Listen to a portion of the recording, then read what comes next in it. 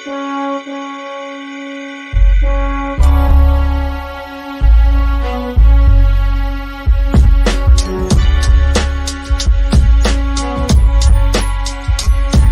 just two black brothers on the microphone. It's just two black brothers on the microphone. It's just two black brothers on the microphone. It's just two black brothers on the microphone.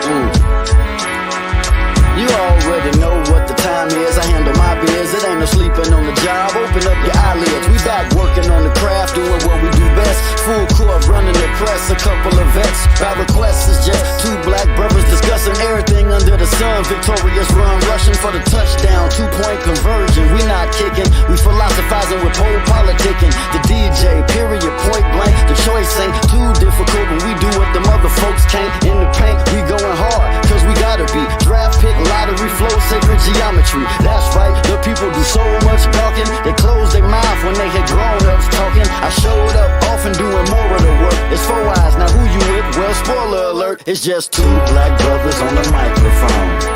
Get live for the interview. It's just two black brothers on the microphone. They might teach you a thing or two. It's just two black brothers on the microphone. Tell them if your baby mom asks. It's just two black brothers on the microphone with a motherfucking podcast. With a motherfucking podcast. I blast your ass like pop, pop, pop, pop, pop. No shit. What? Oh. I was feeling that shit.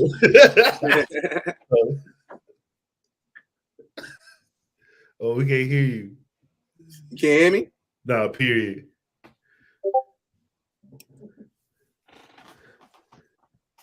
Still can't hear you.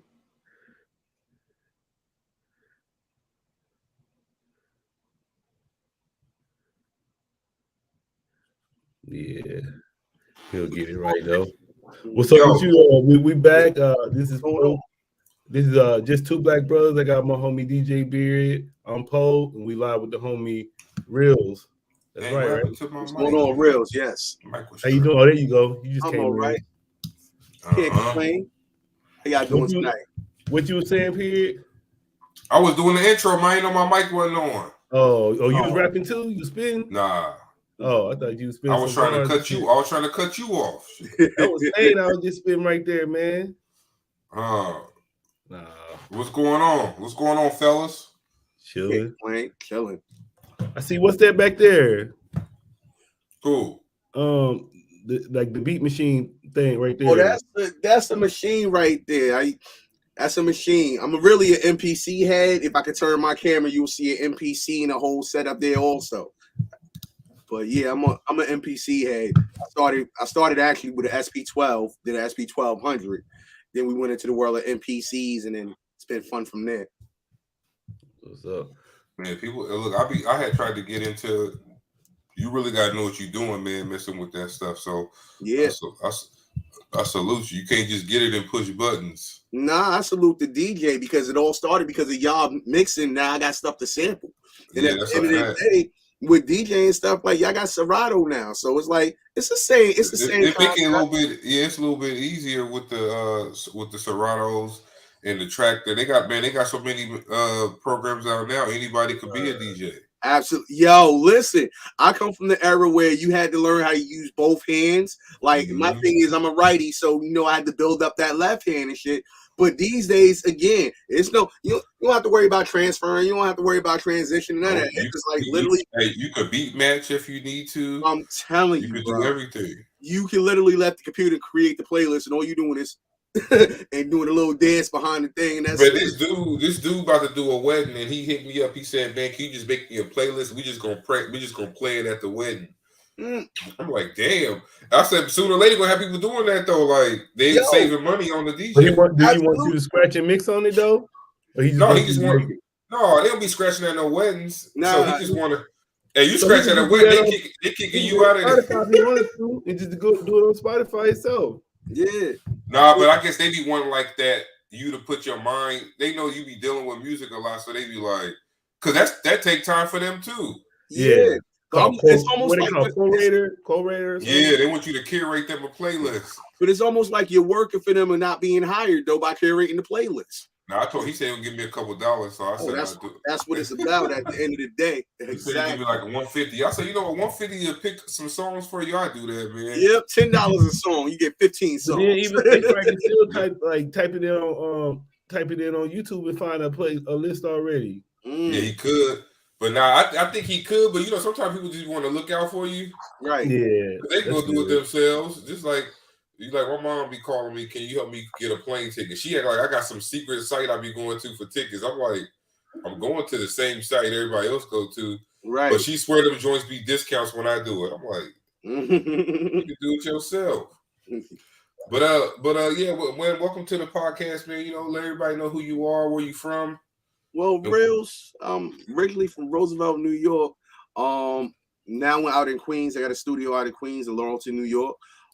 Been doing the studio thing for about the last 20 years or so.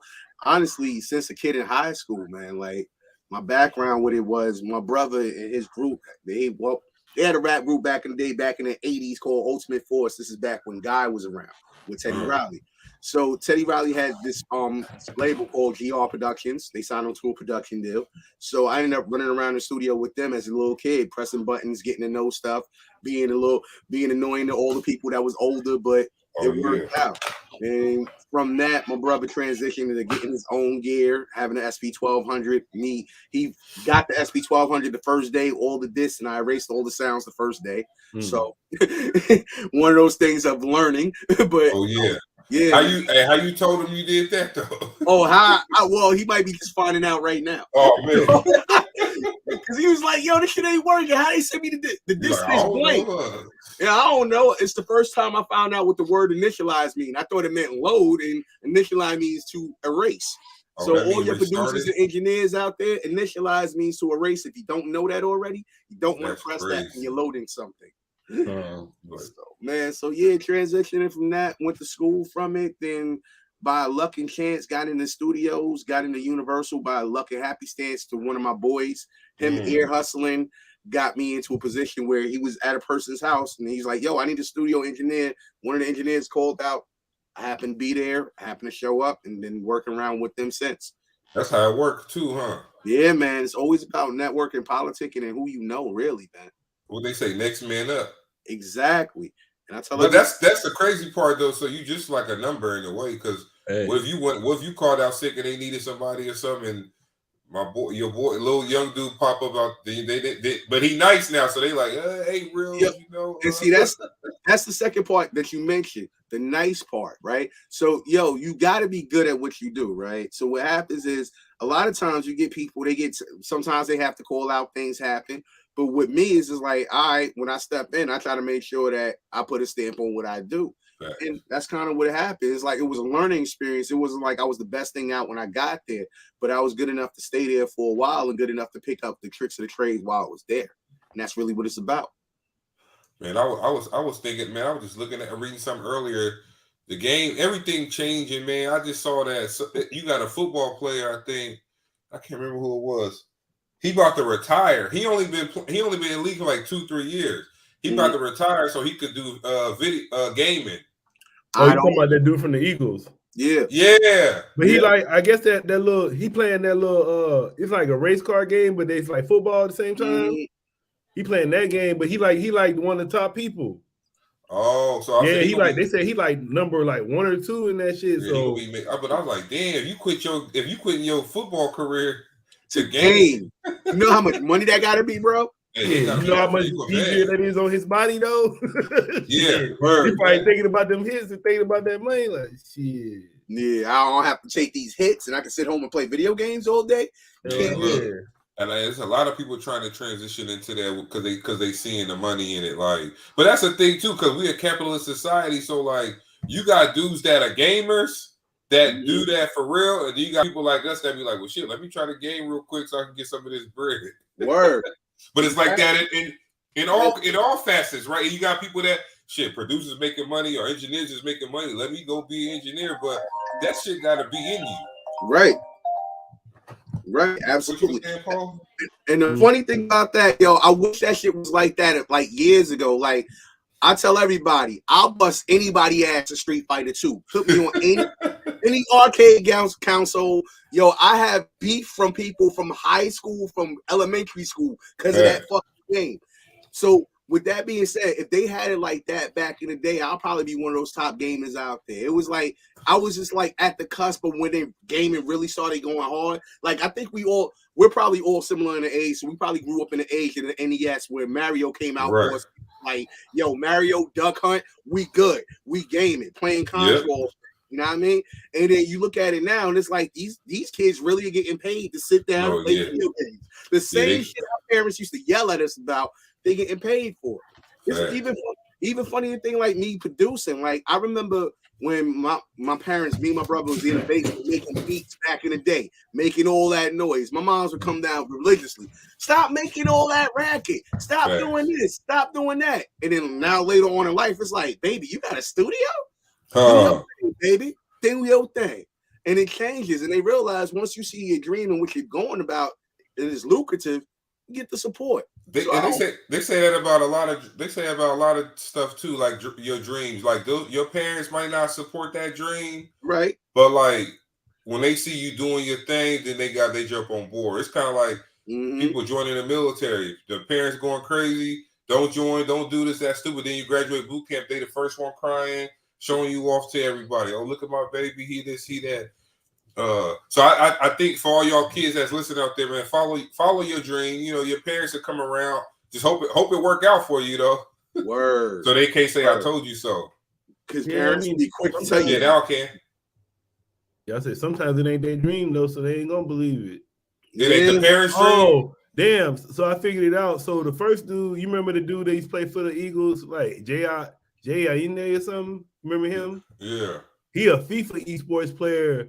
But Boston Scott, he the one that signed for the Rocket League. That Rocket League game, it's like that race car game. Yeah, I've seen that before. Yeah, so both of them was the Eagles running backs. They both signed deals. But that Jay Inde dude signed last year. He signed 2020 or 2021, I think. Yeah, man. Like, I don't know. The game, I think the game is just changed. And all of that stuff tie into hip-hop. Absolutely. Oh yeah, cause man, you know what? Shit, whatever song, most of these video games, the soundtracks be hip hop. Yeah, they be getting the other genres be getting mad too. Yeah, but hey, you gotta understand, hip hop is the #1 genre in the world. Unfortunately, people are catching on now, where it's like, you know what? It is what it is, but you gotta respect it. And that's another thing is for people. If you look at how the music game is, there's so many different avenues. Now, as a producer, you can go right into the game world and be like, listen, I'm a music producer strictly for video games if you want to. And that's just that. And there's money in that. There's so much money in that because it's recurring revenue. Every time that game is sold, every time it's played, every time it's streamed, you gotta think about that. I mean, didn't Dre just come out with an album for Grand Theft Auto or something? Bro, he came out. Man, like Dre is it is a classic album. It's so funny because Dre puts these albums out and everybody's waiting for the Chronic Part 2. You know what I mean? Yeah, and then it's just like he drops these and it's like, well, we'll never get Detox, but we'll get this. And then pretty soon you ain't gonna want Detox because he's giving you so much. Look, that LAX one he gave us, nobody really talked about. Yeah, LAX was good too. Yeah, speaking of them, Snoop about to change the game in the West Coast. Oh man, wasn't that a major move? Him buying Death Row back. Man, look, that's a power move. That's like a. How do you think Suge feel? I think Suge. Listen, at the end of the day, Suge sitting in a place where all you can do is applaud the man. Because at the end of the day, Suge, you know what it is? Like everybody has that at the end of the day, everybody has to kind of look at themselves in its own. Suge's probably in a place like, yo, I did a lot. I'm where I'm at. It is what it is. But mentally, he's probably looking at him like, little brother, you know what? That's what's up. Because if I was out there, I would want Death Row. So make sure none of these white people got it. You got Snoop. All right, and that's how. And then you know Trump parted Harry O. So Harry O back in the fold with it too. So yeah, he got pardoned by Trump. So you know Snoop did doing all of that with Harry O. So They I guess that it's a good thing for music out there. See, I seen Corrupt. I was watching the video Corrupt. He was hyped watching the Super Bowl. You know, I mean, you know, they could have had y'all play out at Super Bowl too. Everybody would have went crazy. Yo, the Super Bowl was crazy. I think everybody got 50 with the memes though. The memes was off the crib. It was just, man. I said, look, how y'all body shaming somebody, man? Dude, yo, look, the internet crazy, yo. Even your family do it too. My wife showed me a meme of Bizarre. Bizarre was mimicking them back in the day. I'm like, how y'all body shaming somebody? But 50 Cent still in better shape than most men. Exactly.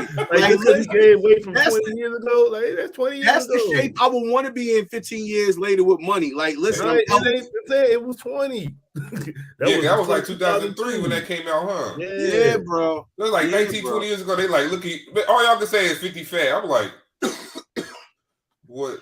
Well, you know what though? I guess being famous, you would have to turn your comments off sometimes. They was getting mad because they was like, okay, they trying to fat shame 50, but they be letting Lizzo do whatever she want to do. No, they be fat shaming Lizzo too. They tear Lizzo ass up, though. Man, they literally and it's okay. But Lizzo do a lot though, man. I mean, well, then again, I guess as an artist, when you want to be out there, you do what you do. But yo, she be out there and she do a lot, and it is what it is. But you know, shout out to her. Because, I mean, still, beautiful person, beautiful soul, love to work with her. Like, at the end of the day. You know what I be telling people, though, with that? The way she carry herself, you can't really make fun of her. Like, because it don't bother her. That's why I try to tell my daughter at school, I'm like, look, if you be one of the nerds and be proud about being a nerd, then they can't fool with you about it. But if you sitting there trying to be somebody you not because you don't want to be a nerd, they gonna tear your ass up. So she's in a place where she still has to fit in. That still exists in school. Yeah. Yo, it's weird. It's weird because like when I went to school, I mean it was like East Coast road. It was gang violence, but it was local shit. You know what I mean? You had your fights, you had your bullying, you had I have a 20-year-old daughter that's about to be 21 this year. She went to school, not one issue, no stress. There was one bully incident, not to her, but happened in class to kick the person out. So it's like it was a different atmosphere. This is public schools, and I'm like, it's different no matter where you're at. But it's just like it's a shame for a kid that they have to kind of go through that. Whereas like you gotta, it's a critical time in life where you're trying to figure out who you are, and at that time of life, you got this person pulling you this way, this one's pulling you this way because they're confused in their shit. You know what I mean? So it's just a weird time in life. And for the one thing I tell people is this. And it's something I learned later on in life. I wish I'd have learned it when I was younger. But there's things you can change about yourself. If it's something where you're like, all right, well, you're overweight, you're not healthy, you can change your diet, you can go work out.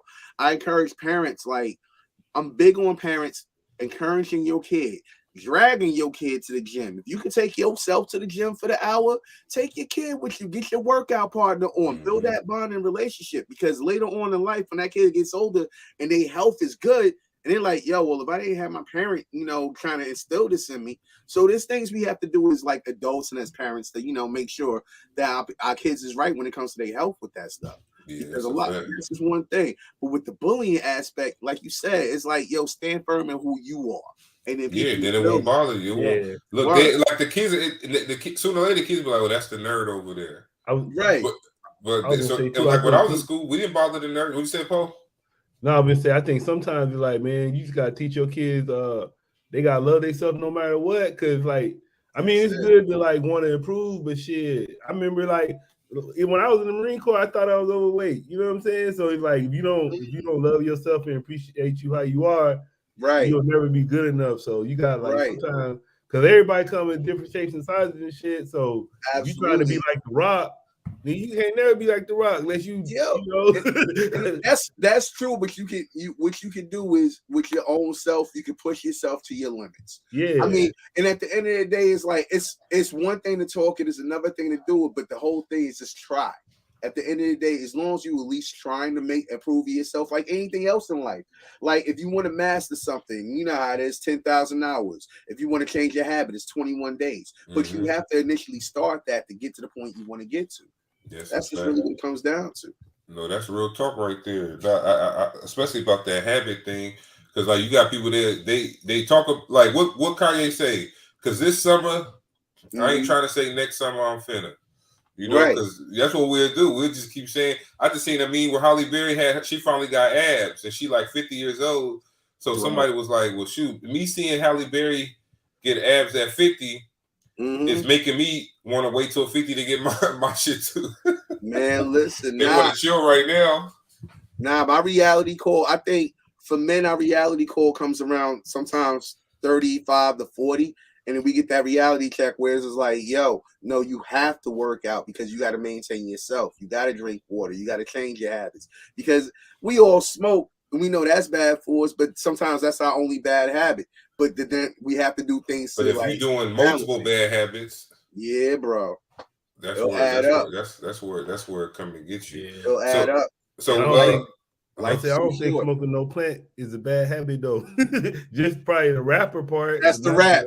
Like my biggest thing is I gotta change over the papers because I've been a backwoods smoker forever. Like I started out with records, thanks to Redman, How to Roll a Blunt. Started out with the Phillies. These hemp raps. Okay. Yeah, these supposed to smoke a little better. I don't know if y'all got those out there though. Yeah, we got a little bit of everything up here. I can definitely find them. Yeah, you say you was in my wife mother-in-law's from her stepmom is from I think Roosevelt. Roosevelt is that place that it's 1 square mile, but you can probably go anywhere in the world and find somebody from Roosevelt.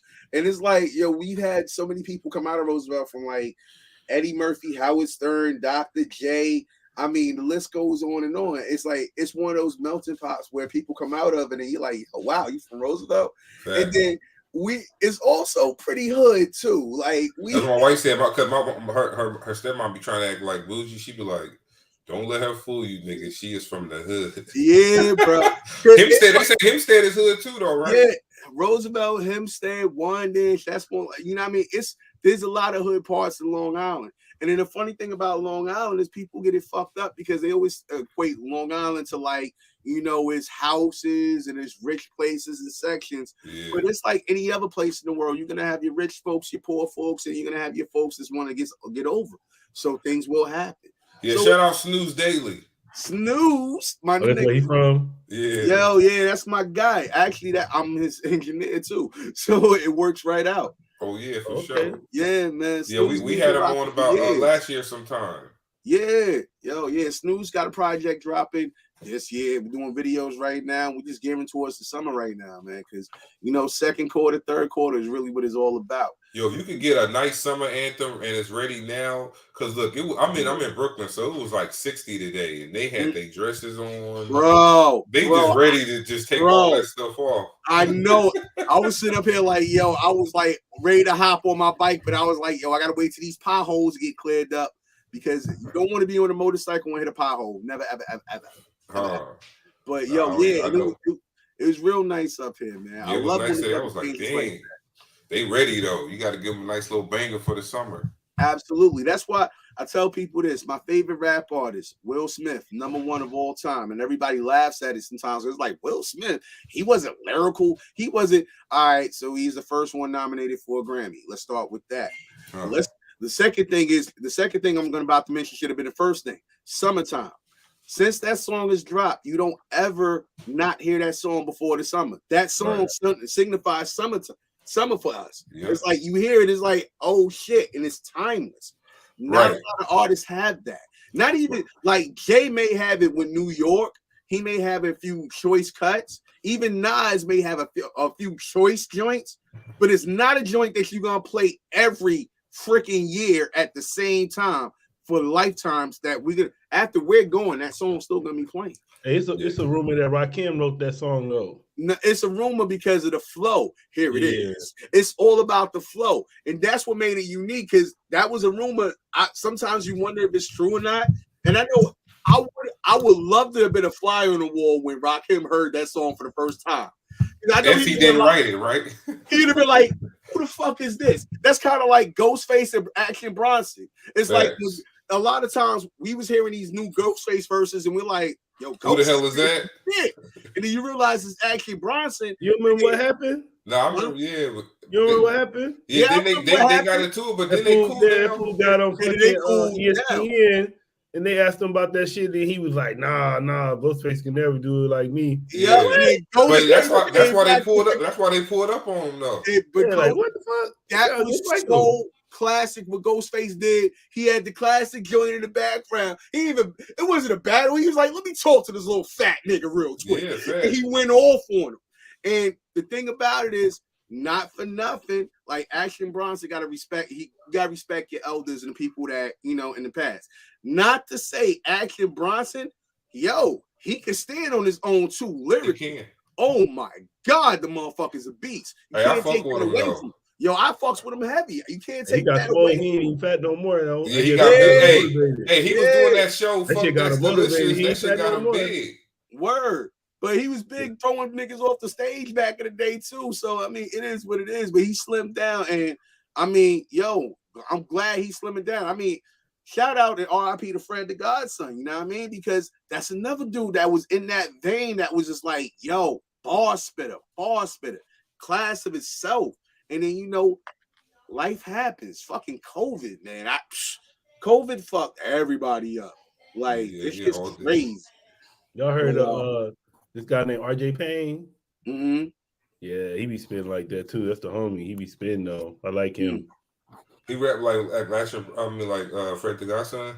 No, he just got that New York flow. But he got bars though. Oh yeah. Well, if y'all know y'all need to check like out Eminem said, like I know him from way back, but Eminem even saying that's like one of his favorite rappers right now. Like Lil Wayne and Eminem saying RJ Payne one of his favorite rappers. Wow. Yeah, that's good. Those good cosigns, huh? Right there, yeah, definitely.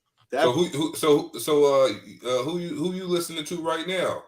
Any artists out right now you that's catching your ear? Yo, it's funny. It's really my boys. Like, let me just give a shout out to the people I fucks with. Snooze Daily, Jamal Milton. Please Google these people because you Google them, you see them. All right, RTC, that's my boy DJ Primetime and my boy Classic. Google them.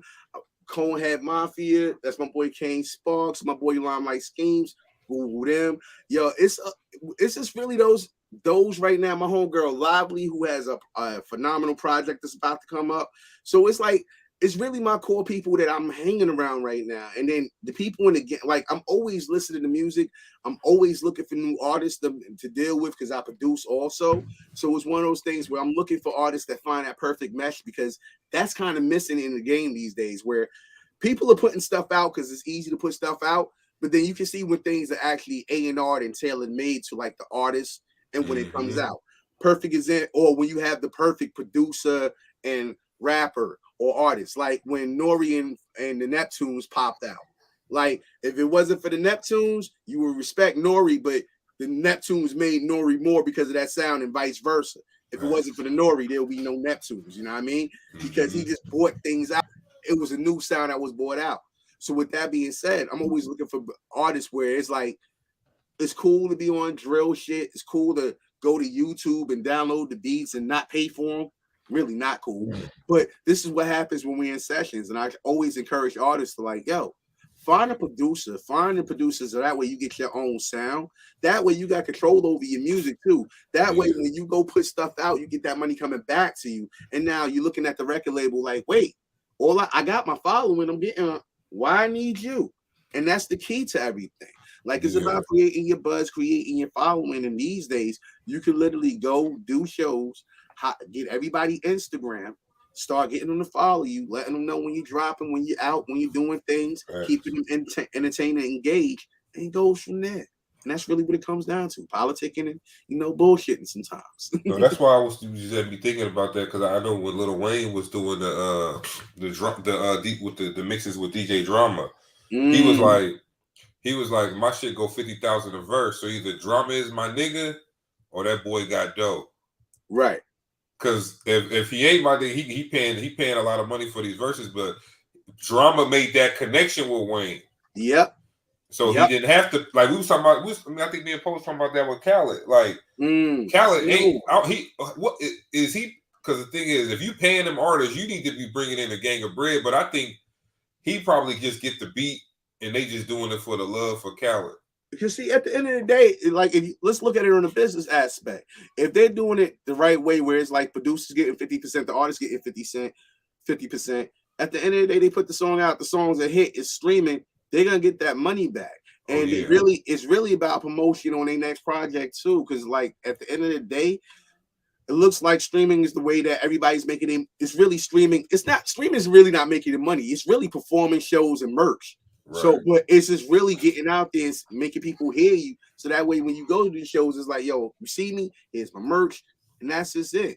So, I mean, it's definitely developing those relationships though, because at the end of the day, it's like, even with me, it's like it's not that I know everybody, but I know somebody who knows somebody who knows somebody.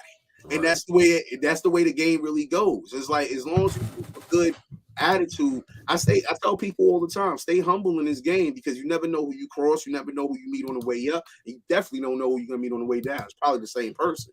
So stay humble. But what happens is when you network with people, you realize, oh, he's cool. Yeah, I know this person. Yo, I know this person. And then this is like phone calls. Even now, with me and with my artists or the people I deal with, distribution for us is really the network of the people that they built up. Like everybody's built their following. Everybody's built their own following. So it's like we don't need people, but we encourage people to be with us. So that way we can show people that, like, yo, we can get our money together, spread the love amongst each other, and we can make it happen. And that's it. That's a fact. Hold on, Paul. Let me get these songs. We got a couple tracks sent to us. Okay. We got the jazz, the 90s, and also a song called Drake. Okay. Yeah, it was. So what it is, when I make beats, sometimes I'll name it for the artist. I might want on there or where my mind frame's at. Like we got the jazz. I was on some like Tribe Called Quest. If Fife was still alive and they was gonna do an album, they was gonna do something that's kind of like up to date. Really? That's that type of vibe. Big Tribe Called Quest fan. I grew up on them. You know what I mean?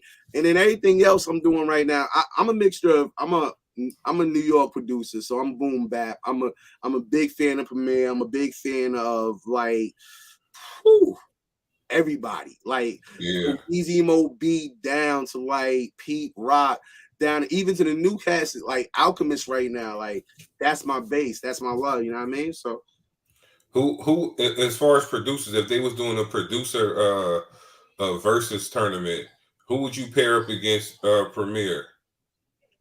Well, if I want to keep it hip hop and in the same vein, I would see Pete Rock versus Premier.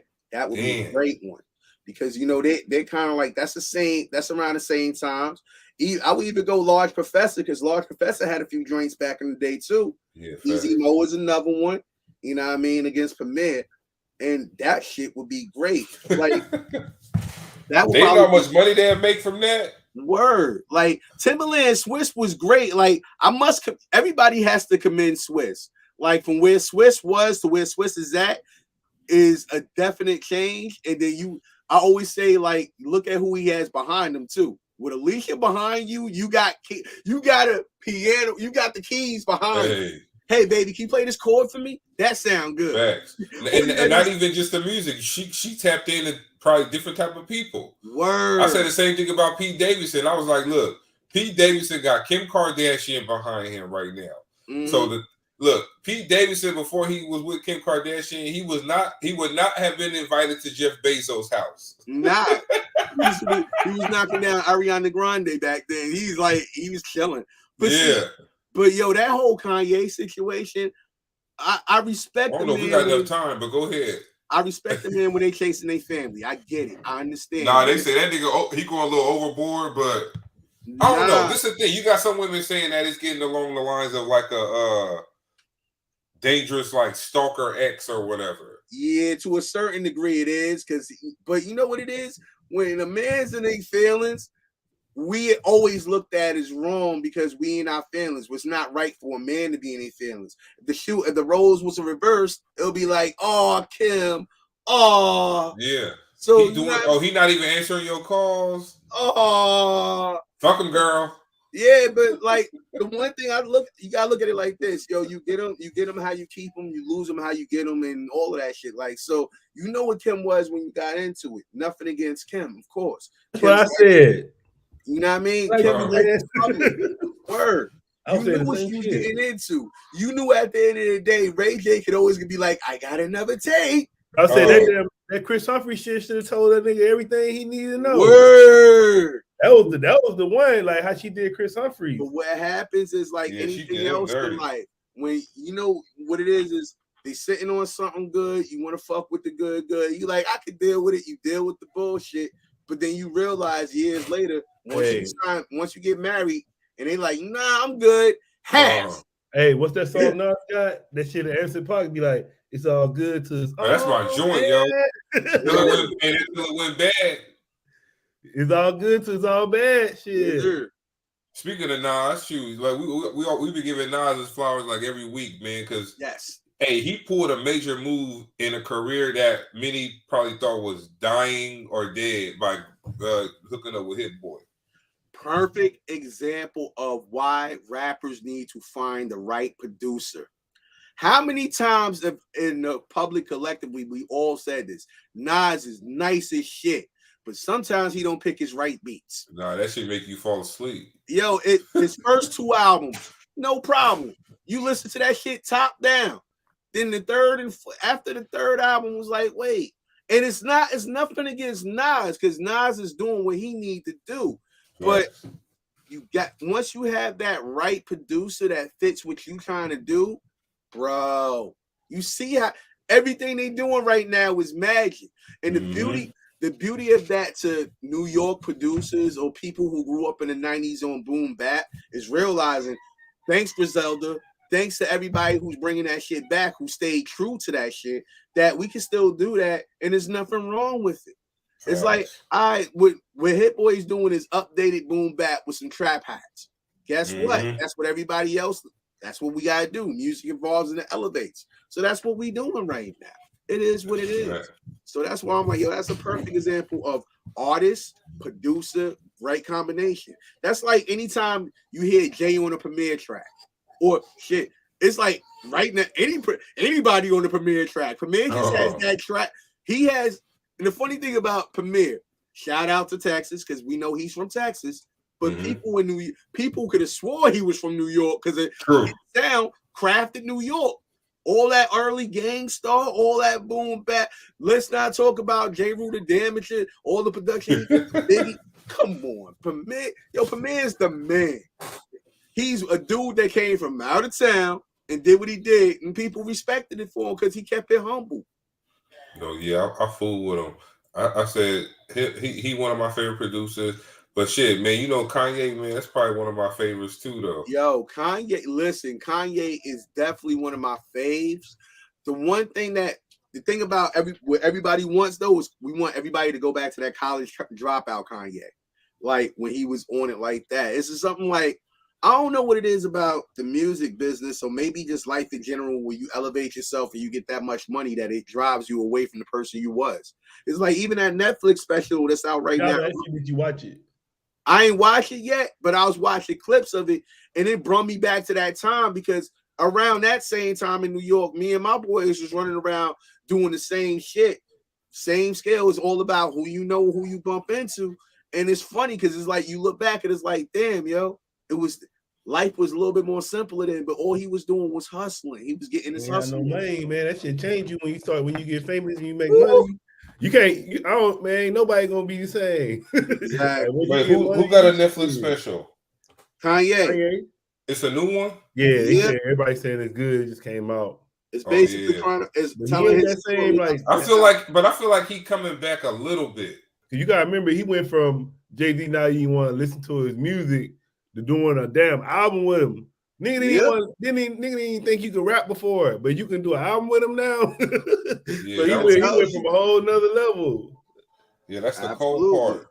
He went from a beat maker to a pop icon, basically. Back in the day, he was just a beat maker. He went but low key, most beat makers, producers, or rappers they self or singers they self too.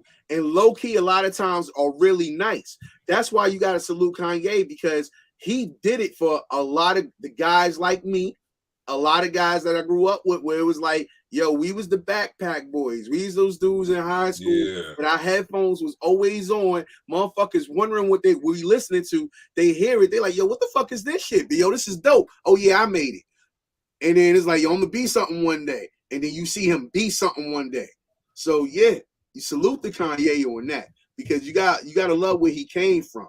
All the extra shit that came after it, well, hey, that's life. That's a fact. That's the Kardashian curse. Oh yeah, that's what I said, nigga. But shit, the Julia Fox girl played him a little bit. But she like she said, why y'all mad at me? I'm a hustler. Like, if I could use Ye to start a podcast to boost my numbers, and he cool with it though, right? Because you know she started a podcast and all that shit. Podcast doing numbers or whatever. You know, Ye take her out, give all her friends Birkin bags, and man, listen. She said, how y'all get mad at me? I ain't be cool. Some people might say that was high class simping on the part of Ye, but at the end of the day, if you got it to spend, it's nothing. Hey, act like you my girlfriend for a month. I'm trying to make Kim jealous. Y'all, whatever you can get out of it for that month, nigga. She like, oh, bet. Oh, let me start this podcast real quick. Matter of fact, I need you to produce 2 songs for my boy. You know what I mean? At the end of the day, it's like, let's look at it like this. Let's take it down to the level of this. What's the cost of a date these days? It's like dudes that go spend $100 on a date. All right, his level was, I'm gonna spend some money on this podcast to get this ass real quick. He said, like before, like people were saying stuff to her about dating, and she was like, "I've been dating billionaires." Like, so they ain't the first. Right. She been dating rich ballers, so that he ain't even the first rich dude that she got with. That's what she do. Okay, and that's what it is. She like she said, I'm a hustler. Like you look at the little white girl and be like, oh, whatever, yay, this, and that. No, nigga, white people can finesse your ass too. Look, white people can whoop your ass in a fight. White people can sell drugs. Look, just because you're a white girl, look, because what it is, people see that and think, oh, yay, they were saying Kanye West is taking advantage of her and making her do this shit. That's like, who's that chick? Brittany Renner or something like that? The one who played the basketball dude? Yeah, like, man, she told them, listen. Yeah, she's smart as hell, too. She graduated from Jackson State. Yeah, like, she ain't no like no just on Instagram thought that she like smart with it. Listen, we in a day and age where, you know what, it's fair game and it's fair playing grounds. Like, yo, we all know as humans what we do. So it's like, yo, you know what you stepping into. You know what's what. And they telling you from jump. Hey, nigga, don't get me pregnant because I'm going to ruin your fucking life, my nigga. Nah, and you know, as a dude, you know sometimes it be that magic box and it be like, all right, cool. And as a dude, sometimes you hit the chick with the stick where it's like, yeah, chick, now what? So it goes both ways. But the fucked up things when you get stuck out there where it's like, But that's your wife, though. Yeah. That was your wife at the time. That's what make it worse because like your wife plays you. Like Poe said, she's smart, so she didn't even do this the girlfriend thing, just get knocked up one night stand. Nigga, what about to marry your ass? Yep. And matter of fact, hey, I need some alimony too. If we get this it's like anytime you hear marry, you might as well just hear the word half right after it. Like, I heard the new thing. This shit crazy to me.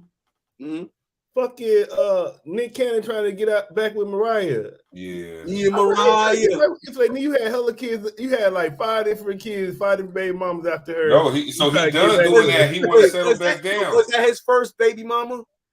Yeah, Mariah was the first one, but you know he had twins with Mariah. And then he had 5 more kids just like recently. Like he had all these 5 kids in like 2 years.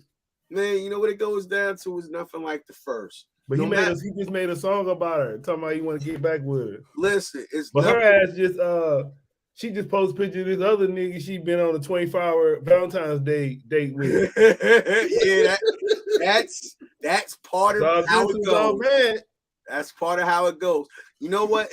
Life is funny. Life is funny like that. It's like you come into a certain place, you think it's gonna be one way, then it goes another way, then you looking back later like, why did it happen? Hey, like they told Steph Curry, daddy, think twice before you file them papers against divorcing her, because you ain't ready for what's out there right now, my nigga. You are in your 50s. Bruh. They said that they're gonna be in there drinking rose quartz water and shit. They said you gotta learn the new TikTok dance. All that you gotta learn a lot of shit to be out there on the scene. Main thing is you gotta be out there.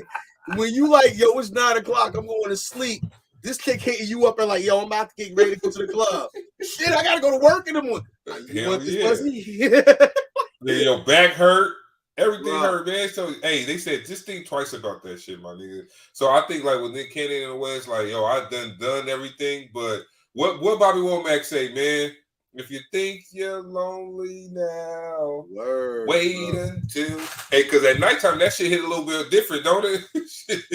Absolutely. Ain't nobody around to look at anybody in that bed with you. You like, fuck. Yo, shit be different. And it's funny. It just that's how life happens sometimes. It's like you never know who you're gonna connect with, how things are gonna go. But when you find somebody and they real, stay around them, make it work. Yeah, and the thing is, people don't understand. You gonna have bad days. There was a lady. She was married to a guy for 30 years. They was married for 30 years, and they asked her like, "Dang, how you make that happen? You know, how you stay with him for 30 years?" I can tell you. She was like, "I forgave him 30 times." Yeah, that's funny. Yo, I know from personal experience, not getting too much personal in my shit, but I'll tell you this: communication is fucking key. Like, the minute you stop talking to a person you stop communicating, you stop being real and honest with them, that's the downfall of your relationship. Right. And most people lose their relationship because they fail to learn how to communicate with each other anymore. And that's just really you start getting used to people too.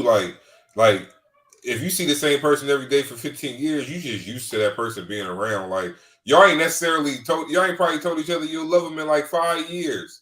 But you just know what it is. Or you can tell them you love them and you really don't mean it. So it's a weird dynamic. It's such a weird dynamic with life where life is funny that way.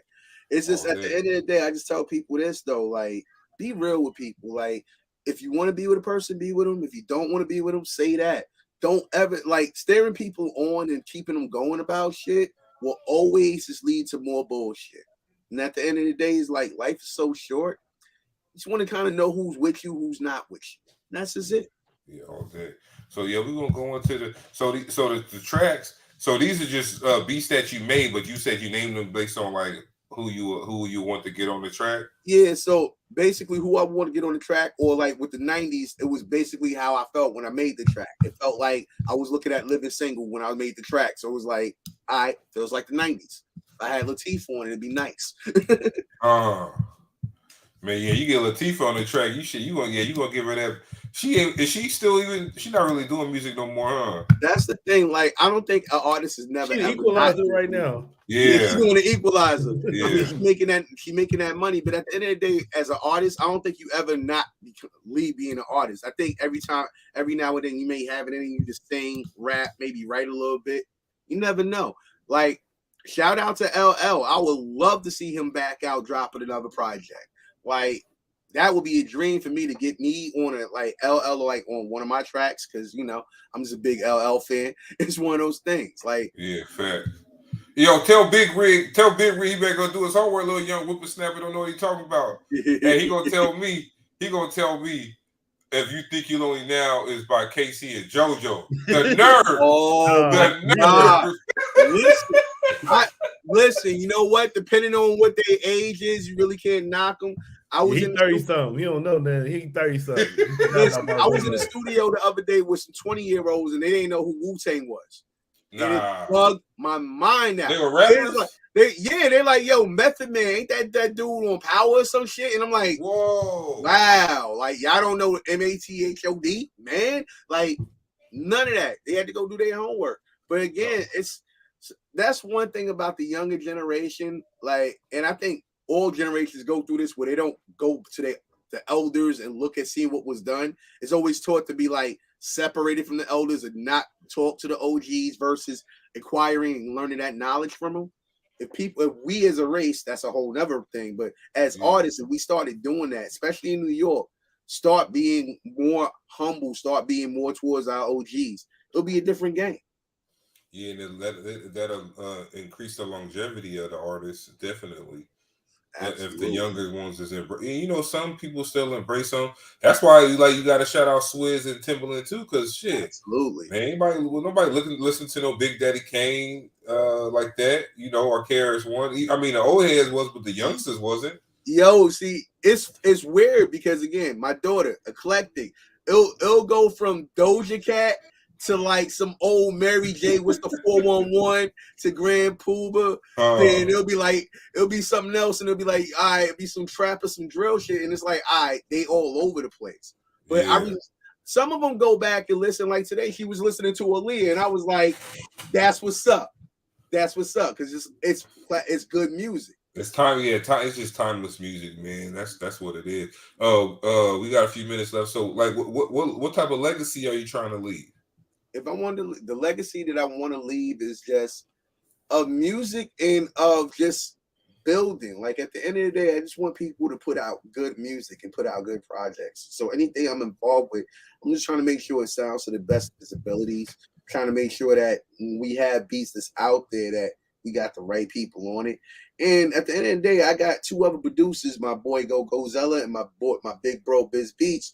Like, I'm trying to make sure that we put a name and stamp on this music game. This game is vast, but we're in a place where it's just like, if we get to the right artists and we get them out there, we're good.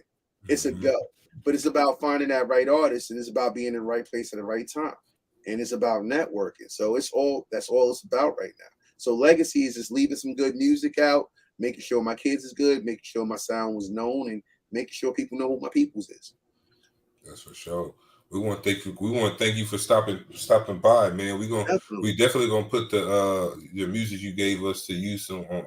We got we in like a little we in the 2K thing, and they be just looking for little beats or songs to play on their intros to the thing or whatever. So maybe that's something that if you want to bless them, because they do it on Twitch, like. Okay. Before the game start, they have music playing before it start or whatever. Yo, definitely link me with that. That's definitely another way to get your name known and out there. So because they like who beats is that? Because it's a few. How many rappers in that league, Paul? Oh, it's like two on right now. They on now. Yeah. Oh yeah, so it's a couple rappers in there too. So you never know, they hear the beat, they like, I might want to jump on. Shit, I'm in there. I rap. Shit. Exactly. Yeah, I might get on there. There you go. Poe rap sometimes. Poe be singing.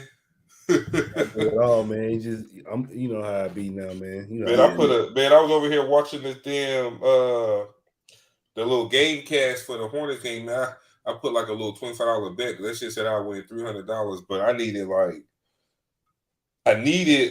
man. This is the thing with I ain't doing this shit. I'm about to delete the app, bro. Like. But you be thinking like you be like 4 rebounds, right? If the dude a big man, you think he will get it. And look, all he need is 4 rebounds. Man, the game is different. 3. The game is different. It is not as physical as it was back in the 80s and 90s. Now it's like, yo, they run past some foul. Nigga, the big man trying to shoot the 3-pointers. You like, yo, get your big ass down to the paint. Exactly. No, I don't want to be down there. No.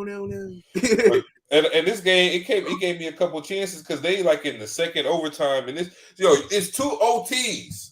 Damn. And you ain't get 4 rebounds. Damn. I'm thinking like, yo, that's an easy bet, but I guess I said. I don't know. Vegas be getting ready to lose some money, so they called a player. Hey, don't grab no more fucking rebounds. Yo, you know what? I believe that shit. Yo, I believe that shit. Listen, I even believe that shit when it comes to football. You can't tell me some of them damn Super Bowls wasn't set up. Hey, look, even that play, Eli Apple, dude. You know he about to throw that fucking ball to Cooper Kupp. Mm-hmm. And you play that type of defense on Cooper Kupp, man. Somebody told you, look, let Cooper Kupp score. I got you. What was the year? What was the year when my man Beast Mode? All he had to do, it was the 1 yard. Oh, when Seattle threw that pass and threw an interception. 1 yard line. What the fuck? When that against the Patriots? Malcolm Butler. Yeah, Malcolm Butler got there. Man, look, how you got 1st and 1. First and goal on the 1 yard line. You could have pushed the quarterback. Nigga. You could have had the center do a fake and keep that bitch like flag football, nigga. He scored. But no. For the love of TV and ratings. And somebody you throw the ball on the 1 yard line. Yeah, I said, look, Vegas made a call, right? That's true. Ain't no way. That one right there is a dead giveaway. What my man say when the white girls ran out that house? Charles Ramsey. He said, I knew something was up when a little pretty white girl ran to a black man's arms. That's a dead giveaway. He ain't shit for that. That's true. That's what he said. He's like, shit, white girl ran in my hands. I already know something going on. That is funny. But yeah, before we get out of here, man, any shout outs you want to leave anybody? Yeah, man. Shout out all Long Island, all of New York. My boys Snooze, my boy Just Call Me Out, my boy Jamal Milton, my boy Logic, LOG1K, my boy Mr. Enigma, all my other guys. If I didn't see you or hit you on this, my bad. You know I love you guys. Check me out. Hit the studio up. Instagram, rmg.studio. That's rmg.studio. Don't have to spell period. Just a .studio. Website is rmgstudio.nyc. Studio time is $50 an hour. Mastering a song starts at $75 an hour. And I'm located right in Queens. I'm right by JFK. So come holler at your guy and let's work some business. Let's get something done. Yeah, tap in. I'm in Brooklyn, man. You know, we may link up one day. So yes, sir. All right, yo, be good, be easy, man. Be safe. Paul, you got anything? Man, it was nice talking to you, G. Appreciate y'all, man. Thanks for letting me on here. All right, one. All right, later.